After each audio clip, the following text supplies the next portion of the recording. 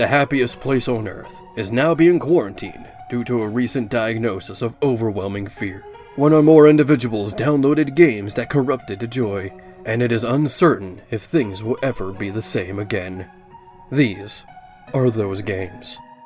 Let's just cut to the chase. You already know why you're here, to see some spooky fan games based on the world of Disney. As most of you who are familiar with this channel know, I am no stranger to Disney horror. My biggest video, Could Suicide Mouse Be Real?, has over 1 million views. Thanks for that, by the way, I love you all very much. And the last Disney horror video I made was Mickey Mouse horror games back in December of 2020.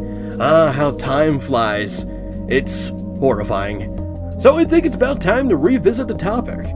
But instead of just Mickey Mouse games, I am going to be talking about games based on Disney as a whole. The only rule is that the game must be based on a Disney property, and I can't talk about any of the games from the previous video. If you'd like to see that video first, then go to the link in the description, or you can see it after you're done with this video by clicking the end card when it comes. Welcome to Cackling Pumpkins, and this is the world of Disney horror games.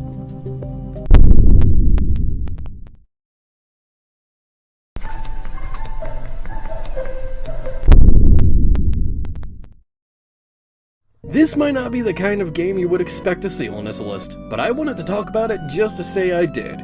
After the original Sonic.exe game came out in August 2012, there were many others that tried to do something similar. When I mean something similar, I mean just the same game but with different characters. Don't get me wrong, the EXE community has grown up, and now it's full of well-designed cool monsters and terrifying concepts. Just look at these for example. Heck, I even made my own as well, but TOYSTORY.EXE came from those young early years, specifically 2014. In this game, Woody takes the place of Sonic the Hedgehog, and as explained in his Windows Movie Maker slideshow with Lavender Town's theme, Woody's head came off. Oh, I'm sorry, I mean, Woody's head came off! So Andy put him away for the night, but in the morning, Woody was gone, and on the bed laid a gruesome sight. Andy was using some skincare, but made a real mess instead. Okay, I have to clarify for some people. Why aren't I being serious like I usually am in previous videos? Well, for one, I wanted to take more of a lighthearted route that feels more me. That, and well, do you realize how silly a serious narration over a game like this would be? Anyway, you first play as Rex, who follows a voice that's begging for help. The stage transforms with Woody staring at you in the background as it rains blood. He sees the 3 alien toys hanging as his own head explodes in a fountain of blood. Mr. Potato Head is next, who walks only to see Buzz laying on his back on fire as Woody sets him ablaze as well. Lastly, we have Rocky. Of course, we have to end the game with Rocky of all characters. He's iconic. I totally didn't have to look up his name on Google. Shut up. He gets chased as a ceiling of spikes lowers upon him. Falling in a hole allows you to confront Woody. You have a choice to join or defy him. Joining him gets you killed, while defying him starts a boss fight with lightning that randomly strikes down with no pattern or warning, so you're probably going to die anyway.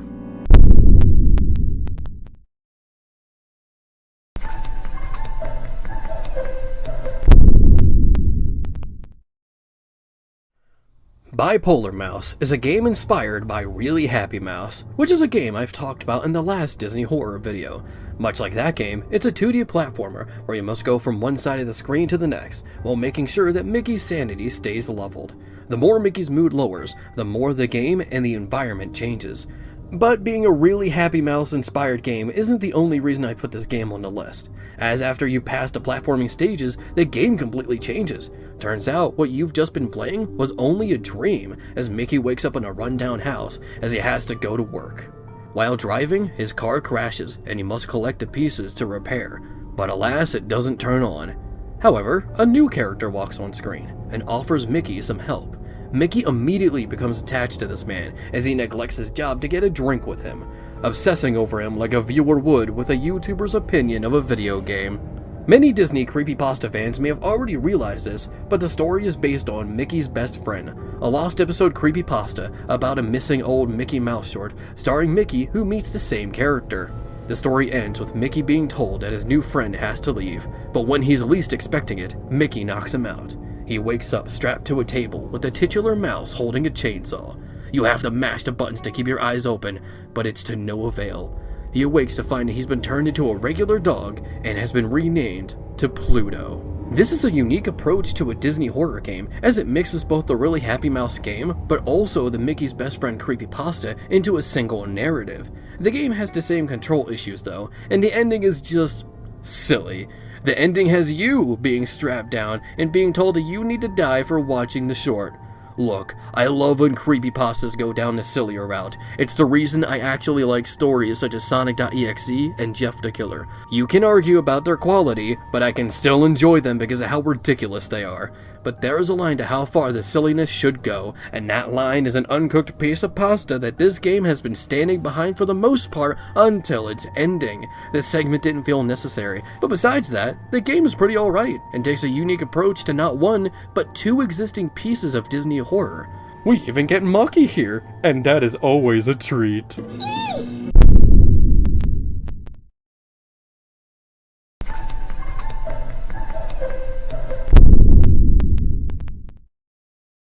I knew one day I'd talk about Friday Night Funkin' on this channel. Despite being a colorful, edgy rhythm game on Newgrounds, both Phantom Arcade and Ninja Muffin 99 have made a viral sensation, and have inadvertently brought new life to creepypasta. Thanks to the game's modding community, dozens of stories and characters were able to make a comeback to the modern age.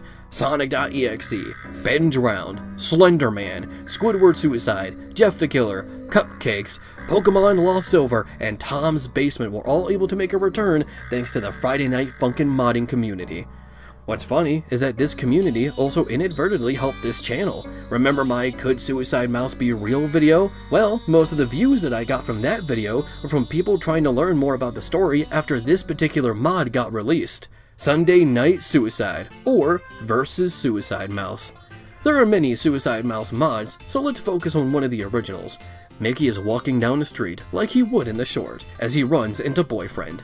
Of course, the first thing he does is ask for a rap battle, which Mickey is just okay with.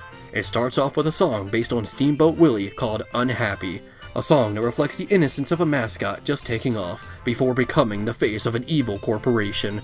Speaking of evil, when the song ends, Mickey's expression begins to change, much like how the creepypasta describes, going from a dismal look to a smirk. The second song, Happy, is my personal favorite, and one of my favorite Friday Night Funkin' songs to come from a mod. It involves a mid-song transformation with a screen shake gimmick. The song ends with dead notes scrolling upwards that spell real suffering, a reference to the original creepypasta. The last song is Really Happy. The titles seem to be referencing Really Happy Mouse again. I guess this game did more for the community than most people realize. Mickey becomes completely unhinged, and it seems that Boyfriend realizes the situation he got himself into.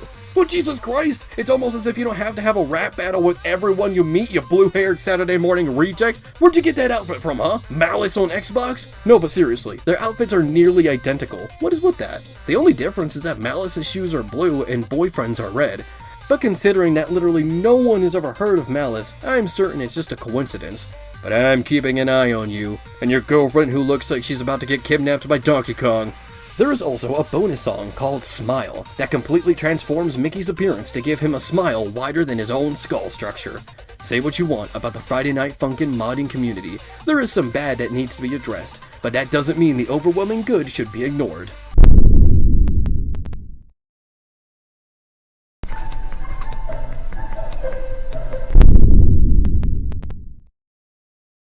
Now we return to Treasure Island, with a new installment in the Five Nights at Treasure Island series, that by the time of making this video is not out yet, Oblitus Casa, said to be the final chapter in the series. The game seems to take place in an old wooden house, as the narrator says that they are angrier than ever.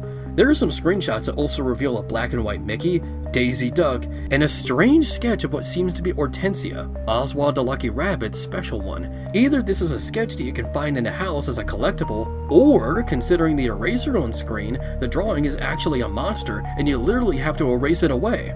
It still uses the traditional camera setup like any Five Nights at Freddy's fan game, but I wonder what else this game is hiding. The series has been a fantastic homage to both Five Nights at Freddy's and Disney horror. From their corrupted versions of Disney mascots, Disney creepypasta references, to their other monstrosities. It seems like they had a lot of fun with this series. As of right now, the game isn't out, but there is a demo. But the demo itself is an absolute troll. as it quickly transforms into a parody of Five Nights at Freddy's sister location. Despite being made as a joke, it has quite a bit of work put into it. The joke demo is filled with references to memes and obscene random humor, so give that a try if you'd like. The game is being developed by Team Radiance, who also developed other horror games like Five Nights at Chuck E. Cheese. They're a talented team that absolutely deserves your support.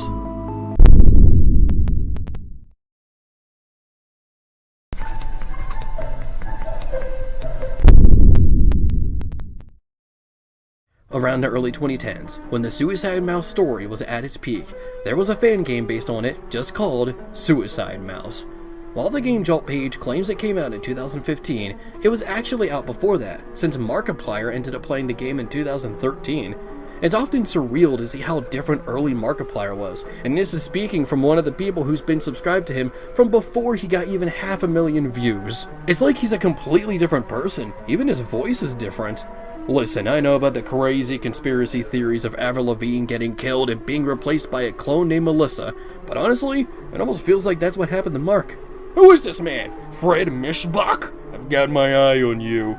Speaking of change, a remake of Suicide Mouse came to be called Suicide Mouse Relapse.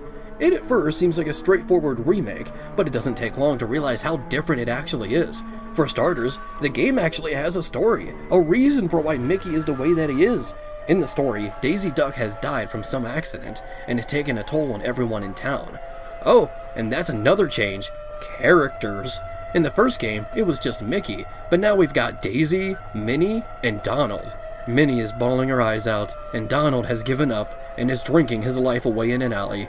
The map is also expanded with a forest, alley, beach, and you can even go into Mickey's house. There's also a mood meter that changes depending on what you interact with, and different endings depending on your actions. You can soothe Minnie with a flower, kill Donald as Minnie locks herself in her house, or just go on a massacre and kill everyone!